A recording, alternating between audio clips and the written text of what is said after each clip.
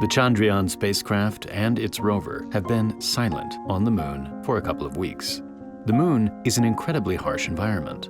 A single night on the moon lasts for 14 days, meaning the rover and its electronics have to survive mind-bogglingly cold temperatures.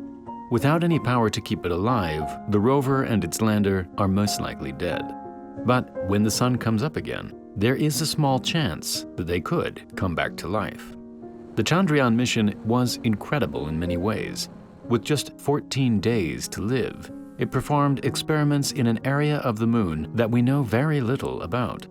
Not only was it India's first successful landing on the moon, but they also did it with an extremely low budget. The entire cost for the mission came to just $75 million, less than half of what China spent on their lunar rover. So what's going to happen to Pragyan? First, we have to look at where Pragyan actually is. In recent years, space agencies around the world have been racing to get to one particular part of the moon, the South Pole. It's predicted that this part of the moon has ice just below the surface, which could be used for drinking water and rocket fuel. The moon is already a hostile place, but the poles of the moon are even worse. In fact, the coldest temperature ever recorded in our solar system was in Hermite Crater near the moon's north pole. Since parts of this crater never receive any sunlight, the temperature was an incredible -250 degrees. Although Chandrayaan didn't land directly at the South Pole, it still has to deal with much lower temperatures and, of course, lunar night. But why is the night so long? The moon orbits the Earth around every 28 days. The side of the moon that we see from Earth is locked to Earth, meaning this face is always pointing toward us. And so, for 14 days, this face is visible to the sun. But for the following 14 days, it is facing away from the sun. And so, with just 14 days of sunlight, the rover had to get busy. As soon as it landed on the surface, the rover was released and it immediately rotated so that its solar array was facing the sun. This solar array generates just 50 watts of power, enough to move the rover at around 1 centimeter per second. The rover has no way of sending its data directly to Earth, so it sends it back to the lander via a small antenna. From there, the data is sent up to an orbiter and then onwards to Earth. Because of this, the rover has to stay within 500 meters of the lander in order to still communicate. The rover is largely autonomous. The team in India decides where they want it to go, and the rover tries to get there in the safest way possible. It has 2 cameras on the front of the vehicle, which it uses to look out for dangerous obstacles. This system saved the rover just a few days into the mission, when it was headed straight towards a 4-meter-wide crater. The rover stopped and turned to head in a different direction. That's when it came across this old warship. Just kidding, it didn't find anything like this. But you can find incredible ships like this on War Thunder, the sponsor of today's video. War Thunder is a free-to-play military action game where you can battle other players online in these epic arenas. Whether you want to fight on the ground in a Soviet tank, fly above in an American fighter jet, or take over a giant naval ship, War Thunder has you covered in a wide range of vehicles from over 10 nations. In fact, there is an entire War Thunder Wikipedia site with super in-depth details on every vehicle in the game, like the USS Nevada, which Chandrayaan totally found on the moon. Each vehicle can be improved and upgraded with extra armor and equipment. New things are constantly being added to the game, so there are always fresh vehicles to try out. You can play War Thunder on PC, Xbox, PlayStation, and Mac. And best of all, it's completely free. Download War Thunder today using the link in the description. All new players and those that haven't played for half a year will get special bonus vehicles and a premium account for a week. In order for Chandrayaan and its rover to survive lunar night, it has to withstand -200-degree temperatures for a whole 2 weeks. The rover has a small 10-amp-hour battery, but this is nowhere near enough to last for the full 14 days. Without power, it has no way of running its heaters, a crucial part of keeping all of its electronics alive.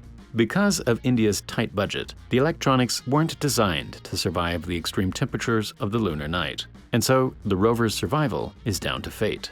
China's rover, on the other hand, has an RHU, a small device that can heat the rover during the lunar night. This device contains a radioactive material called plutonium-238.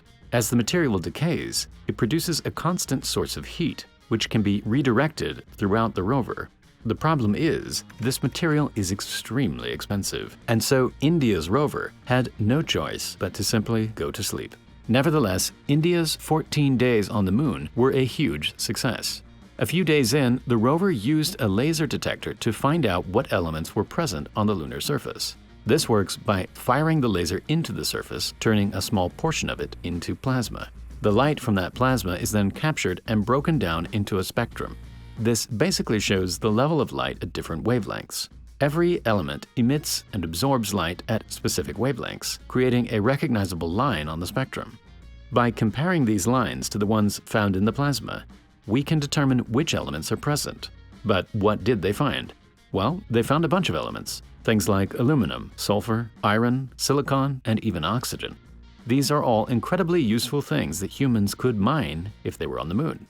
But perhaps the most impressive experiment from Chandrayaan's 14 days on the moon happened below the surface. Our knowledge of how the moon formed and its structure beneath the surface is largely theoretical. We believe it has a solid iron core, surrounded by a mantle and a crust. But there is still so much we don't know about our moon.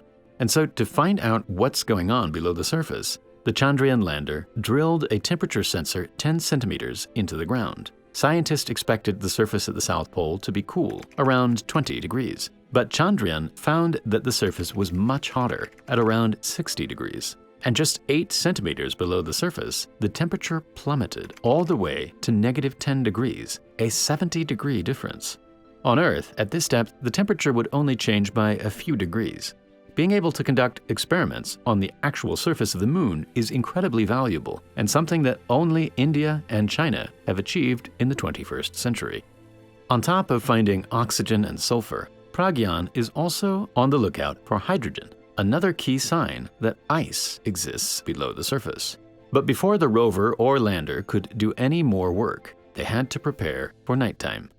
In order to give the rover the best chance of survival, engineers calculated exactly where the sun would rise in 14 days, and they positioned the rover's solar panel to face that direction. Then, on the 3rd of September, both the rover and the lander were put to sleep. After a while, their batteries were depleted, and all communication with Earth was shut off. As of the time of this video, both vehicles have been enduring the harsh lunar night for 2 weeks, and the sun should be coming up any day now.